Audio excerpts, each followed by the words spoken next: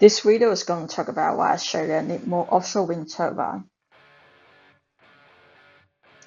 One of the trending topics right now is the offshore wind feasibility license recently approved in Victoria. Australia's offshore wind industry presents huge opportunity for the region that can power our country for generations.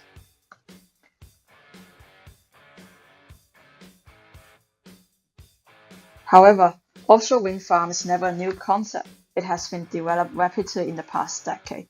In Europe, offshore wind capacity is already large enough to supply a significant electricity demand, and it is expecting to continue to grow in the coming years.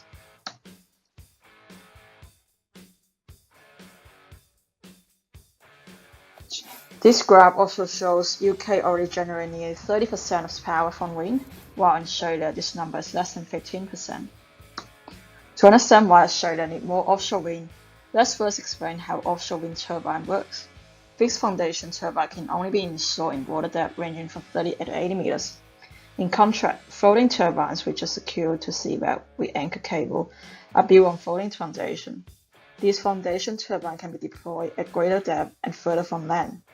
The turbines are linked to offshore electrical substation via subsea cables.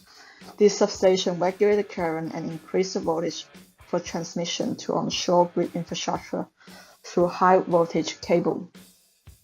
Alright, let's go through the reason why we need more offshore wind turbine.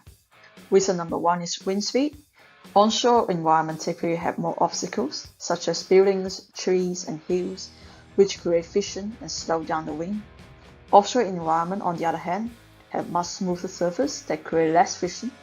Offshore winds generate faster and more consistent, making the energy production more favorable.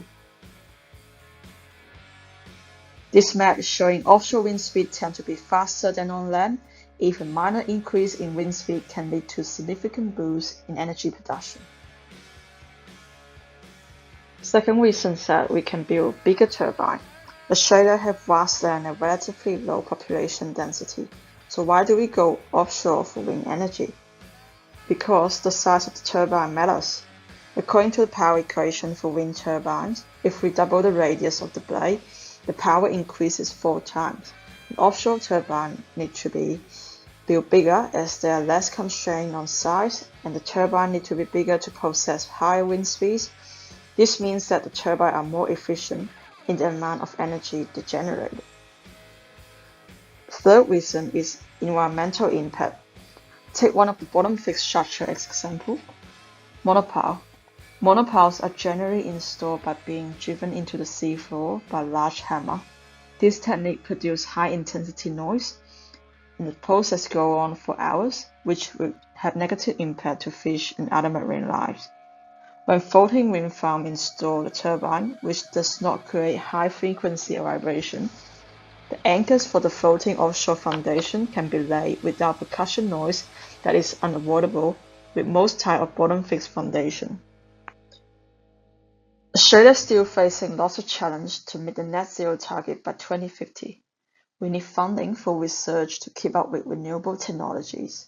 We need clear policy framework and incentives for investment and consumption of green energy. We need strengthening partnership between academic and industry, which will help market-oriented development. We need better communications between government and the public to address the benefit and risk more transparently. If you like the video, please subscribe to the channel.